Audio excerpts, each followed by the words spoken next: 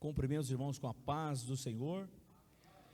Irmãos, é um motivo de alegria, imensa alegria, de poder estar aqui pela primeira vez, participando do 5º ELIDE, que é presidido pelo nosso pastor e presidente da convenção, Comadesp, pastor Carlos Alberto Silva. Do mesmo modo, estar aqui também conhecendo a igreja presidida pelo nosso querido pastor Rogério de Oliveira. Eu até brinquei na última convenção, pastor. Quando o senhor esteve nos visitando, estamos à disposição do senhor, viu? A hora que o senhor quiser.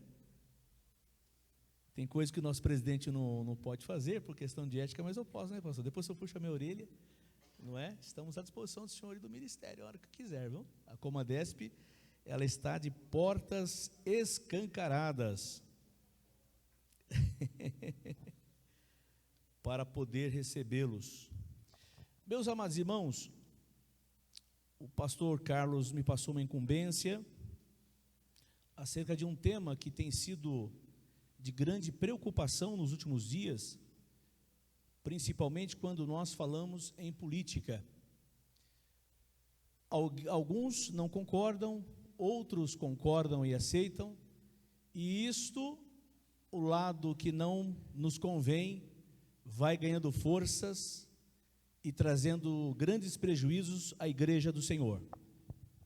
E o tema que me passou foi a responsabilidade da igreja como instituição no atual cenário político, vamos usar, até acrescentar, brasileiro. Eu quero usar aqui como referência, amados, um texto bíblico, quando Pedro, em sua primeira carta, escreve no capítulo 5 aos irmãos presbíteros da igreja, no capítulo 5, versículo 1, ele diz assim: aos presbíteros que estão entre vós, admoesto eu, que sou também presbítero com eles, e testemunha das aflições de Cristo, e participante da glória que há de ser revelar. Apacentai o rebanho de Deus que está entre vós, tendo cuidado dele, não por força, mas voluntariamente, nem por torpe ganância, mas de ânimo pronto. No versículo 3 ele diz assim: nem como tendo domínio sobre a herança de Deus. Você pode repetir comigo? Nem como tendo domínio sobre a herança de Deus. A igreja é a instituição que defendemos é de Deus. E aí ele continua falando, mas servindo de exemplo ao rebanho. Finalizando o versículo 4, e quando aparecer o sumo pastor, alcançareis a incorruptível coroa de glória. Amados irmãos, como podemos fazer a correlação entre a igreja e o Estado em que nós vivemos? Podemos assim denominar como Estado democrático de direito. A sociedade em si, o Estado só existe por conta da sociedade. A igreja existe por conta dos membros, do cidadão e da cidadã. Mas quando nós olhamos para a igreja como organismo, nós entendemos que como organismo, ela foi criada, instituída pelo nosso Deus. Então a igreja é um organismo criado pelo Senhor. Quando falamos como instituição humana, nós trazemos para o mundo terreno. Aí a partir dali, ela está sujeita às ordenanças, às leis, no nosso caso, a Carta Magna do Brasil, que é a Constituição Federal, e os demais ordenamentos jurídicos que regem a sociedade. Porém, quando nós olhamos neste prisma, como podemos fazer a diferenciação e a participação da igreja no seio da sociedade?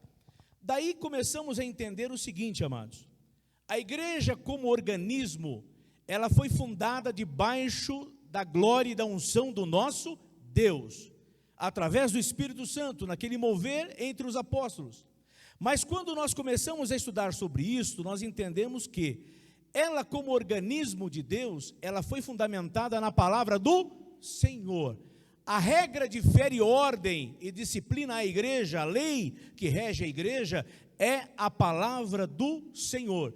Repita comigo, a palavra do Senhor, ela é inegociável, irretratável, imutável, ou seja, nada pode mudar o seu conceito, a sua finalidade. A igreja foi criada pelo Senhor para uma finalidade nesta terra. Porém, ao lado espiritual que nós teremos que exercer e exercemos, também tem um lado humano e o lado cívico. E quando olhamos para esse prisma, nós temos que entender o seguinte: qual é a participação da igreja no seio da sociedade? Olhando como instituição, nós entendemos que ela se organiza dentro daquele Estado para poder ser representada de forma humana, porém a direção ela é divina, é de Deus.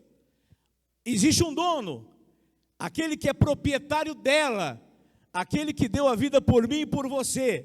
Este é inegociável, é imutável, é irretratável, é a nossa regra infalível de fé, que é a palavra do Senhor. Quando olhamos aqui a instrução de Pedro à igreja, primeiro ele começa dizendo o seguinte: olha, aos presbíteros da igreja, e eu me comparo a estes presbíteros, ou seja, me coloco no mesmo nível, o nível de humildade, ou seja, eu fui escolhido como apóstolo de Jesus Cristo, mas não me comparo superior a vocês, eu estou no mesmo nível.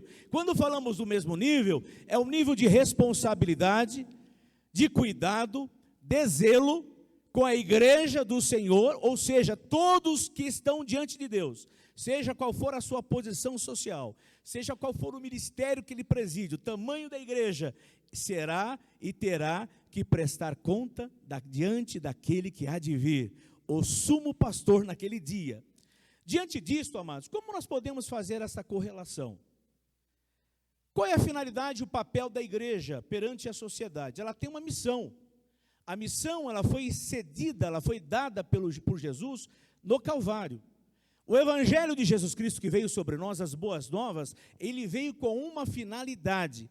A finalidade da igreja que nós temos nos últimos dias é não negociar qual é o propósito que ela foi fundada e instituída por Deus. Neste ponto, nós não podemos negociar nada, a questão moral, a questão espiritual, a questão de consciência e a questão do aprendizado na palavra do Senhor, que é a nossa regra de fé. Qual é a finalidade da igreja? Pregar a redenção, a recuperação, a transformação, a libertação e a salvação. Um dos pontos principais de missão da igreja é ensinar a sociedade a renunciar.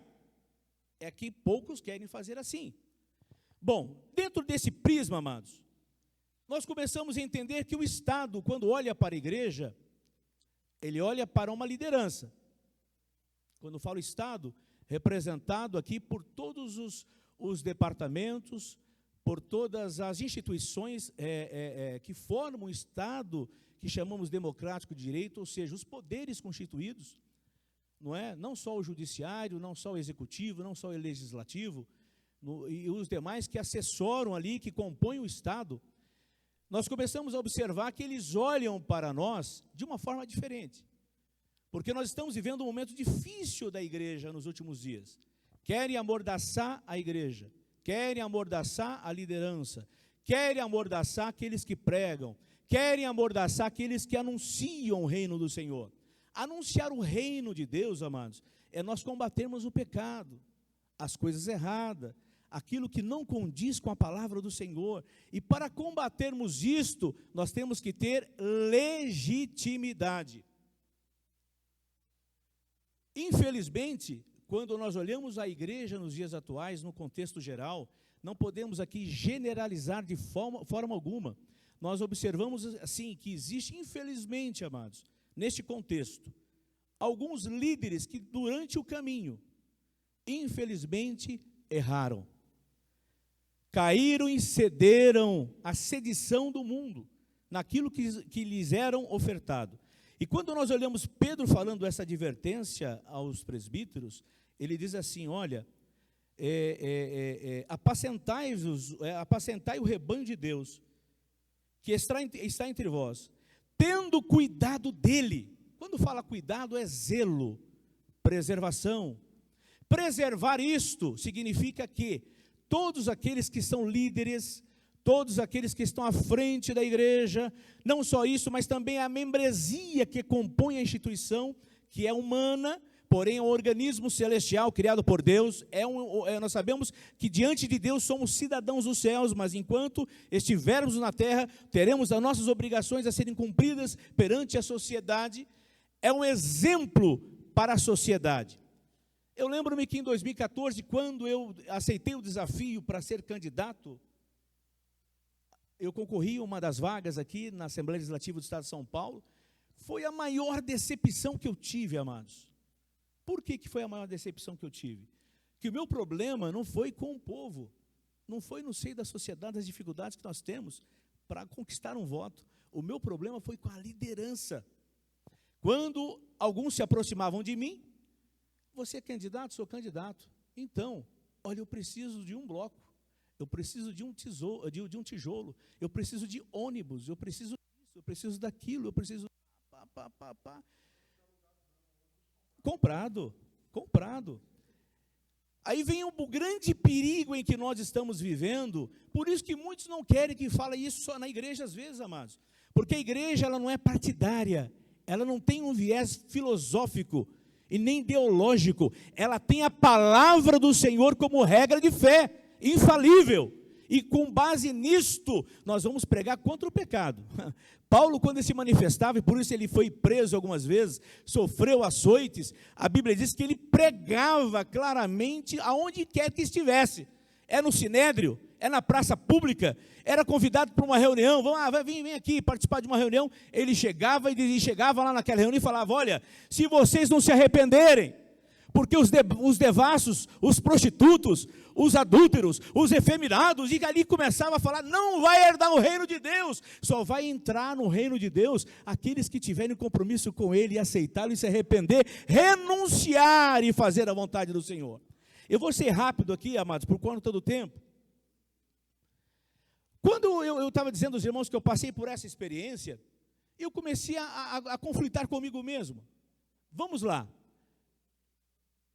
Eu quero uma sociedade justa, eu quero um povo honesto, eu quero um governo executivo honesto, eu quero uma câmara de deputados, tanto estadual, no Congresso Nacional, como a Câmara Federal e o Senado. Eu quero vereadores honestos, eu quero prefeitos honestos, mas eu não faço a parte de cumprir a minha parte diante de Deus, de ser honesto nas minhas atitudes como cidadão.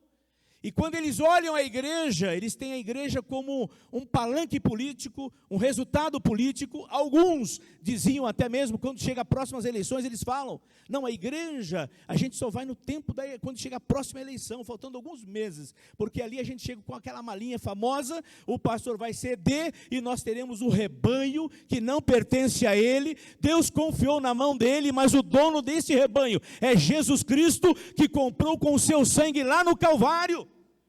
Terá que prestar conta diante dele dessa responsabilidade, porque o apóstolo Pedro dizia, ele falava: olha, naquele dia o sumo pastor virá, e com ele a recompensa daquele que faz a vontade do Senhor, que é submisso à vontade do Senhor, que obedece à palavra de Deus. Mas é muito fácil apontar a igreja, alguns líderes, alguns irmãos, até mesmo a sociedade, e dizer: aquele prefeito, aquele fulano de tal, ele é corrupto, ele é isso, aquilo outro. Porém, nós esquecemos que alguns que cometem isto têm um nome bem clássico aqui, porque se não houver o corruptor, não há o corrupto. Tudo inicia pelo corruptor, não é pelo corrupto. Aí eu pensava comigo aqui, pastor Carlos: como que pode? A pessoa almeja estar lá representando, porque ele está no exercício de uma função pública, vai ser remunerado, vai receber o seu salário para essa finalidade. Então, ou seja, o que ele vai fazer lá, amados, ele vai cumprir um ofício que você está colocando na mão dele, uma procuração em branco para ele te representar. Como é que ele pode, com o salário que ele vai ganhar ali, poder custear toda essa despesa que muitas pessoas pensam que ele pode fazer isso? Então, o corruptor instiga aquele que já tem a facilidade, ele vai praticar o quê? A corrupção. E nós vamos ter uma sociedade na qual que nós iremos comentar rapidamente daqui a pouquinho, que faremos uma análise do atual cenário político no Brasil. Todas as instituições se tornam vulneráveis. E a igreja que é santa, que deveria dar exemplo, que tem que dar exemplo, a santa, quando nós falamos como organismo, ela é santa, mas como humanos, busca santificação a todo instante, a todo momento. Nós buscamos a santificação diante do Senhor a todo momento, é guerra, é luta, e você tem que ceder ali às dificuldades, falar, não, eu não posso aceitar esse negócio, eu não posso entrar nesse embate que está trazendo a igreja. E aí começam a se corromper os seus costumes, aquilo que eles pensam como referência, são ações que traz problemas danosos à igreja, e a igreja começa a sofrer com isso.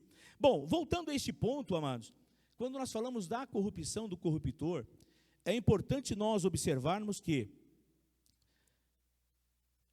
o corruptor é o agente mais perigoso que tem na sociedade.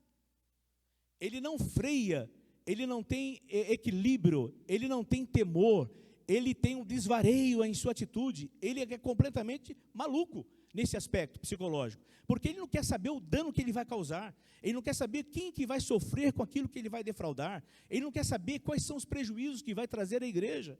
É um assunto complicado para se falar, mas é necessário, porque quando ele entra nesse caminho, amados, ele abre a porta para tudo que não presta. Aí ele quer fazer aliança com partidos que são contrários à nossa fé, à nossa crença. Ele quer fazer aliança com pessoas que são contrárias à nossa regra de fé, que é a palavra de Deus, a Bíblia Sagrada. Ele quer concordar com o casamento homossexual. Ele quer concordar com o aborto. Como que eu posso pregar a vida? Jesus, ele fala sobre a vida, ele é a própria vida. Nós não aceitamos o aborto e eu vou apoiar quem defere e quem quer criar leis que traga benefícios para que as pessoas possam cometer o aborto. É impossível. Há uma incoerência daquilo que eu defendo, daquilo que eu creio, naquilo que eu prego. Se nós pregamos a palavra do Senhor como regra de fé infalível, ela não negocia os seus conceitos. O ato imoral, ele continua sendo imoral. O ato pecaminoso continua sendo pecado. Não há negociação entre a luz e as trevas. Se eu sou o sal, eu não posso me misturar e não fazer a diferença na sociedade. Quando nós falamos em sal, eu lembro que quando você se corta, põe ali um punhadinho de sal, vai arder, vai queimar. Quando Jesus fala que nós somos o sal, aonde nós estivermos, faremos a diferença perante a sociedade. Nós vamos incomodar sim, mas o importante é que o nome do Senhor está sendo testificado. Os nossos valores e princípios não estão sendo corrompidos. Aí vem agora essa situação, quando falamos a analisar a conjectura hoje, como se nós falamos, podemos assim dizer, da política no Brasil. Há pouco tempo, eu não vou citar nem a cidade, nem o lugar, nada, por uma questão de ética. Houve uma devassa, pastor Levi, em um certo candidato no Brasil. A Polícia Federal, o Ministério Público Federal, a Justiça Federal, arrebentou a caveira do camarada. Foram no gabinete dele, fizeram aquela limpeza lá. E lá tinha um livro, que não é aquele livro que tem na igreja, que é o livro de oração, caderno de oração. Não tem um caderno de oração, nós anotamos ali, cada pedido. Não é? E existia um caderno lá na mesa, na gaveta daquele certo candidato, ele era, inclusive, prefeito na época. E quando se pegou aquele livro, existia uma série de anotação de oração, pastor Carlos. Era o pastor fulano de tal, R$1.500. Era o pastor fulano de tal, R$2.000.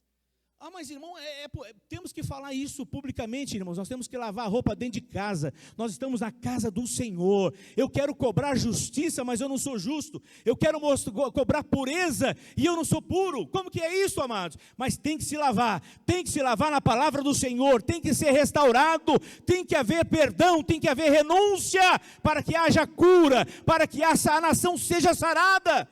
Como eu quero um homem puro, justo lá, se eu levo a injustiça, a corrupção?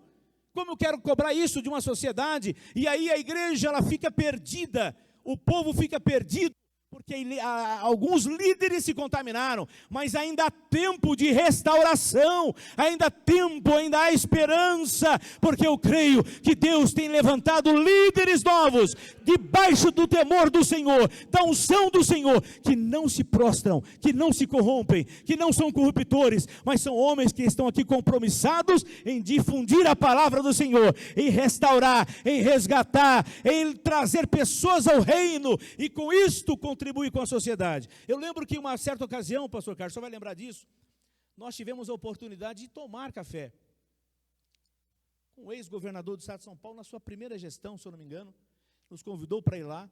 Irmãos, que coisa gloriosa nós sentarmos ali, no palácio do governo ali do estado de São Paulo, aqui do estado de São Paulo, e lá estavam sentados com o ex-governador, e ele começou a discutir conosco, com o nosso presidente, acerca das instituições que estavam agregadas à igreja. E ele dizia: olha, eu louvo a Deus pela igreja do Senhor. Sabe por quê? Aonde o Estado não pode entrar, a igreja entra. Na comunidade que a polícia não pode entrar, a igreja entra com o evangelho de Cristo restaurador. Aonde há pessoas que estão jogadas lá na exclusão da sociedade, que não há esperança para elas, o evangelho chega e muda a história delas, aleluia. Quem você era, quem eu era, amados, nós não éramos nada, hoje estamos aqui pela bondade e misericórdia do Senhor, foi a graça dele que nos alcançou, aleluia, aleluia. Esta é a finalidade da igreja como organismo e como sociedade agora. Agora nós temos que falar sobre essa parte. Como sociedade, aí vamos bater nessa tecla. Hoje, amados, a maior dificuldade no Brasil, nós temos membros do STF, não tem medo de falar isso não, amados, que defendem a grande travessia. Estamos vivendo a travessia no Brasil. Não é do Mar Vermelho não, viu, amados? Vou falar também a pauta da esquerda. A pauta progressista. A pauta gay. A agenda gay. Que agora já é uma agenda universal, né? No mundo inteiro. E a igreja está assistindo assim de forma, vamos dizer assim, até de camarote, amados. Porque quando você pega alguns líderes no Brasil, e você pega o currículo dele, infelizmente, homens que eram referência a nós, hoje estão prostrados, porque se corromperam, se perderam pelo caminho. E quando nós falamos sobre essa questão da pauta, amados, outros já estão mudando até a opinião. Outros já criaram, tudo bem, pode fazer o que quiser, todo mundo tem um livre-arbítrio, não é? É o contraditório que vivemos, isso existe. Você tem o livre pensamento, todos têm o livre pensamento, de defender a ideia que quiser, mas nós ainda estamos com a palavra do Senhor, aleluia. Não é um pensamento filosófico, ideológico não, nós estamos com a palavra de Deus, que é pura e eficaz, ela é viva, ela penetra, ela traz revelações que o homem não pode trazer, ela pega a pessoa que não tem nada a ver com a sociedade mais, não tem esperança, é um excluído, e o Senhor transforma a história dele, faz dele um grande pregador, uma grande cantora, um grande pastor, e o nome do Senhor é glorificado. Este evangelho, esta é a missão da igreja. Nós não podemos perder o foco, amados, nós não podemos perder a missão. E aí, qual vai ser a posição da igreja nesses últimos dias? Falamos agora sobre os poderes. O que é isso, amados? Hoje, STF, é até perigoso falar, como já ouvimos aqui nesta tarde, né, nessa manhã, né, pastor Levi? É difícil falar, daqui a pouco está lá um carro preto esperando, vem cá, é o Xandão. Xandão, mandou chamar você falou. E assim outros mais. Você pega casos que você fala, não é possível. O senhor é advogado, não é, pastor Levi? Não? Tem algum colega advogado aqui? Tinha, já foi, né? Pastor, não tem só eu não, Jesus é o advogado dos advogados, pastor. Se pecar, estende um advogado, Jesus está aqui, não está? Jesus está aqui, amados? É o advogado dos advogados, ele é nosso mestre, nosso doutor em excelência. Amados, quando você pensa sobre isso, você fala, meu Deus, tem casos que tramitam na justiça, É questão de direito, é matéria de direito, não tem o que se discutir. A prova já está ali. Você vê um julgado diferente, você fala, meu Deus, o que aconteceu? Quais foram as influências, irmãos? Em todas as áreas da sociedade. Há homens bons, sim, no judiciário há homens honestos, sim. No seio na OAB tem homens honestos como advogados? Tem, mas também temos problemas com advogados. Em toda a classe da sociedade, onde há ser humano, ele é suscetível à sedição de Satanás, que quer levar o homem à perdição.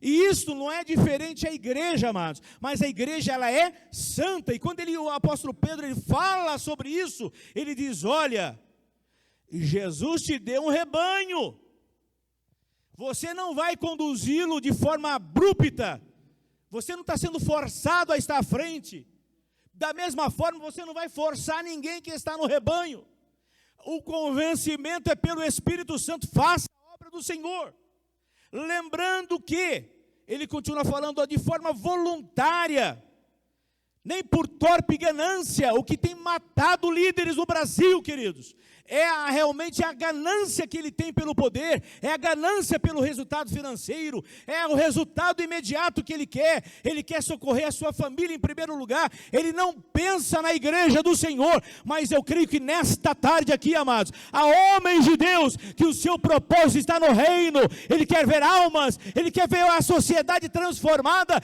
quer mostrar o exemplo de uma igreja santa, edificada na palavra e no poder de Deus.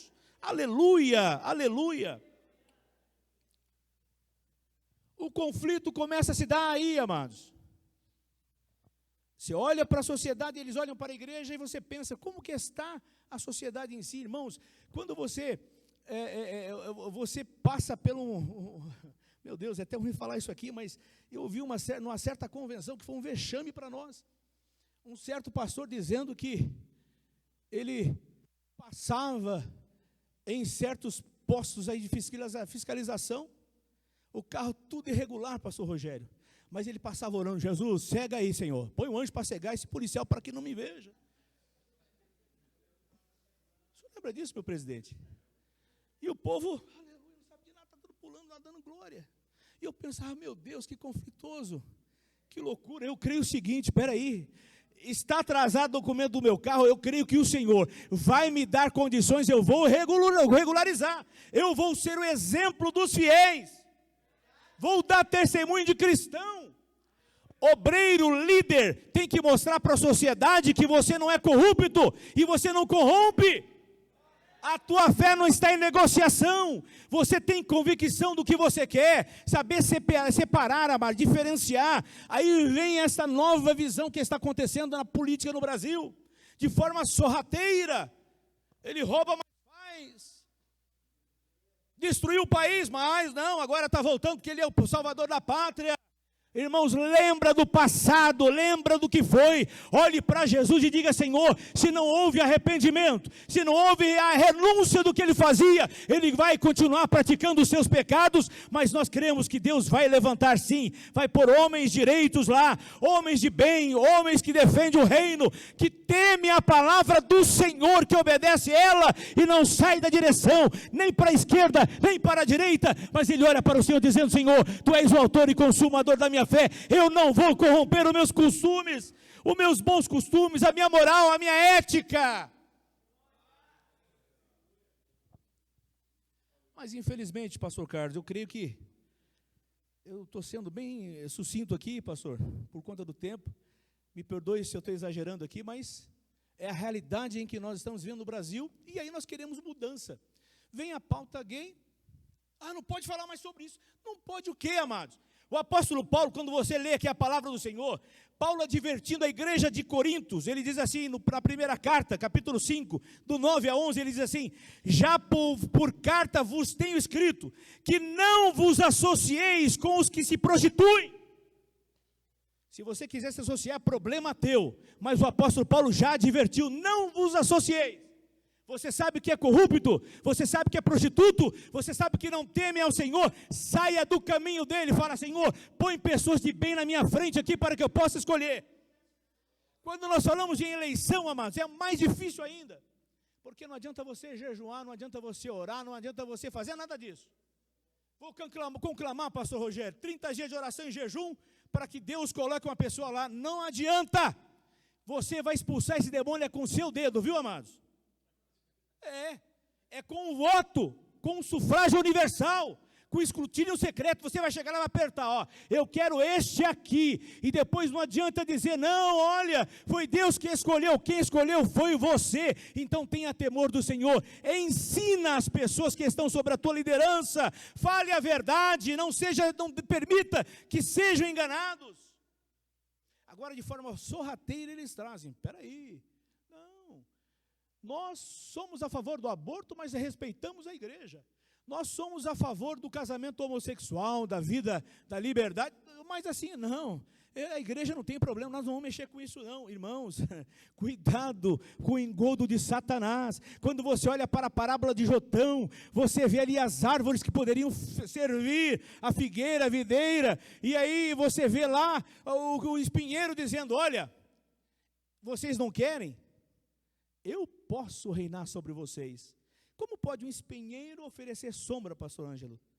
O espinheiro oferece o que, amados? Não está claro para a nossa nação quem é o espinheiro, amados? Preciso falar quem é o espinheiro? Agora você vai ter sombra do espinheiro? Não. Você vai ser espetado até morrer. Você vai ser sugado. Você vai ser prejudicado, mas Deus está preparando este evento como este nesta tarde, para lhe alertar dizendo, olha, ainda há tempo, oriente o povo que está sobre a tua responsabilidade, fale a verdade, faça a distinção. Eu estou dizendo isso, amado, porque quando nós olhamos sobre essas pautas, que era até interessante, se desse tempo para entrar em detalhes sobre isso, porque assim, quando você falava da pauta dessas defesas, pastor Carlos, era em universidade pública, federal, não é? Que é mais aberto, lá pode se falar tudo, né? A gente respeita, pastor Rogério. Quem quer viver contrário a nós, que viva, é direito dele. Mas a igreja, ela não é negociada com isso, não. Ela tem um princípio, onde ela foi fundada? No Calvário, foi Jesus que fundou. Ao sangue precioso que foi derramado sobre esta igreja, ela não é nossa, ela é do Senhor, ela foi comprada com preço de sangue, e não há nada nesta terra que possa se comparar a esta graça que foi derramada por Jesus, mas querem negociar. Portanto, amados, quando nós olhamos para isto, nós vemos que é necessário a postura. Por que eu estou dizendo isso? A gente fala sobre as universidades, sobre as escolas municipais e estaduais, assim vai por todas as cidades, pastor Renato. Mas hoje, até mesmo nas escolas confessionais, um filho de 14 anos, o Gustavo, esses dias a gente conversando sobre essas questões, pastor, ele me disse, olha, uma professora numa escola confessional, ela estava nos indicando que a esquerda é o melhor para o Brasil. Eu falei, não é possível, eu vou ter que denunciar essa mulher. Que conversa, é uma escola confessional, ela tem uma confissão de fé ali, embora distorcida com a nossa, mas ela tem alguma coisa ali. Eles professam Jesus, então, quando se professa Jesus, sabemos que quem serve a Jesus Cristo não tem comunicação com a coisa errada, com a devassidão, com a prostituição, com nada disso, não tem, com o roubador, não tem. A igreja, ela é santa, ela é separada. Eu pensando comigo, falei, agora, eles podem falar o que eles querem nas escolas, nos encontros que eles fazem, quando eles reúnem ali os movimentos sindicalistas, quando eles fazem sorteios ali, o dia do trabalhador, eles podem falar o que eles quiserem, e nós seremos amordaçados, não podemos falar a verdade no púlpito, pregar, não, nós somos chamados para falar a verdade. Você é um servo de Deus, você é uma serva do Senhor, a tua boca tem que sair a palavra da verdade, a palavra da verdade é a palavra do Senhor, e a palavra do Senhor é contra o pecado, e quem as pratica, mas é misericórdia para quem se arrepende. Aquele que encobre nunca vai prosperar, mas aquele que as confessa e deixa, alcança misericórdia. Aí eles começam a dizer, não, a igreja não foi feita para isso, irmãos. Enquanto nós não falamos aqui, nas escolas os nossos filhos estão sendo catetizados, com as ideologias que eles defendem. Nós não somos contra ninguém que pratica o homossexualismo. Não, a pessoa humana não. Nós somos contra o pecado, que a Bíblia condena. Nós amamos aqueles que são pecadores, mas a Bíblia condena o pecado enquanto nós estivermos aqui, amados. Não vamos perder a finalidade da igreja, distinguir a igreja do Estado, mas participar como cidadãos, fazendo a diferença para que tenhamos uma vida abundante, uma vida abençoada, regida e direcionada por homens de Deus. Quando os justos crescem, engrandecem, o povo se alegra e glorifica, mas quando o justo, quando o ímpio governa, ele está à frente, aí o povo suplica, pede misericórdia, sofre, padece. E eu quero partir aqui para o final, amados, dizendo o seguinte: Paulo ainda falando da igreja de Corinto, que a igreja de Corinto não era fácil. Naquela sociedade lá contemporânea, com certeza ele enfrentava essas dificuldades. Corinto não era igreja fácil, a igreja não era fácil, a cidade não era fácil. A prostituição, a promiscuidade já existia. Então não é diferente nos dias atuais. Paulo foi ameaçado e foi preso. Nós também corremos o risco, sim, porque nós pregamos a verdade. Mas, irmãos, é importante que o evangelho seja pregado, aleluia, e que as pessoas vejam em nós o exemplo dos fiéis, dizendo: olha, é uma serva de Deus, é um servo de Deus. Aquela igreja há sim a presença de Deus. Ali o Senhor opera milagres e prodígios, porque ela não se contamina com o mundo, ela faz a diferença no mundo, ela não na política, pelo contrário, ela influencia para que políticos sejam salvos, libertos, transformados e exerçam a função pública com justiça. É o que nós pedimos para que a sociedade seja abençoada e próspera. Paulo dizendo, ele fala, olha, no capítulo 6 da sua primeira carta, a partir do 9 ao 10, ele diz assim: não sabeis que os injustos não hão de herdar o reino de Deus? Irmãos, veja bem isto. Como pode nós queremos participar, compactuar com um pensamento contrário a este que é a palavra de Deus? Ele continua falando, olha, não reis, nem os devassos, nem os idólatras, nem os adúlteros, nem os efeminados, nem os sodomitas, nem os ladrões, nem os avarentos, nem os bêbados, nem os maldizentes, nem os roubadores herdarão o reino de Deus. Não são minhas palavras, não é o meu pensamento, é a palavra poderosa de Jesus Cristo, é a palavra de Deus que está me falando isso, está me ensinando, está na minha mente, é a palavra do Senhor que fala, não é um pensamento pessoal, amados. Mais interessante, amados, que Pedro trazendo essa responsabilidade, para concluir, queridos, ele fala assim: tendo cuidado dele, quer dizer, do povo, da igreja, não por força, mas voluntariamente, nem por torpe ganância, mas de ânimo pronto. E ele diz assim: nem como tendo domínio sobre a herança de Deus. Isso serve para os líderes, para nós. Nós não somos donos de nada, a herança é de Deus, a igreja é do Senhor. Este templo é do Senhor, pastor, com todo o respeito que o senhor fez aqui, mas o senhor é um homem de Deus. Esta propriedade é humana, ela tem que ter registro no registro de imóveis, tem que ter documento, tem que ter escritura, mas ela foi comprada por autorização de Deus, essa obra é do Senhor. A tua vida é do Senhor, você é propriedade exclusiva. Quando você reconhece Jesus como Salvador, Ele lhe carimba com seu sangue puro, carmesim, e diz: a partir de agora é propriedade exclusiva de Deus. Aleluia, você é propriedade, amados, aleluia, você é propriedade, minha irmã. Pastor Carlos, para mim finalizar aqui, eu vou dar um exemplo interessante. Quando eu estive em Maceió, uma luta grande lá, eu fui chamado para atender a família e o demônio se manifestou lá na minha prima, e foi uma luta tremenda, e aquilo me trouxe assim falei, meu Deus, me dá sabedoria aqui, porque a coisa está feia, tem 3 horas que a gente está expulsando aqui, era uma caça de demônios, saía um, entrava outra legião. No final eu perguntei: o que você está vendo aqui? Ele olhava para a gente e falava assim: eu não posso olhar para você, porque eu vejo a marca de sangue. Aleluia. Quando eu olho para você, meu amado, o diabo não pode te enxergar e não pode te ver, porque quando o camarada está lá fora no pecado, ele vê ele como pecado, mas quando ele olha para a igreja, que nesta tarde, ele vê uma igreja regenerada, transformada, lavada no sangue do Cordeiro, selada pelo sangue de Jesus. Oh, que coisa gloriosa! Depois de muito custo, o que você está vendo? Eu vejo um fecho de anjo. Falei, meu Deus, mas não é isso não, você vai ter que falar a verdade pela primeira vez daqui, você vai ter que falar a verdade, o que você está vendo? Ele disse assim: pastor, eu vejo o teu Jesus. Dessa forma, pastor Ângelo, eu vejo o teu.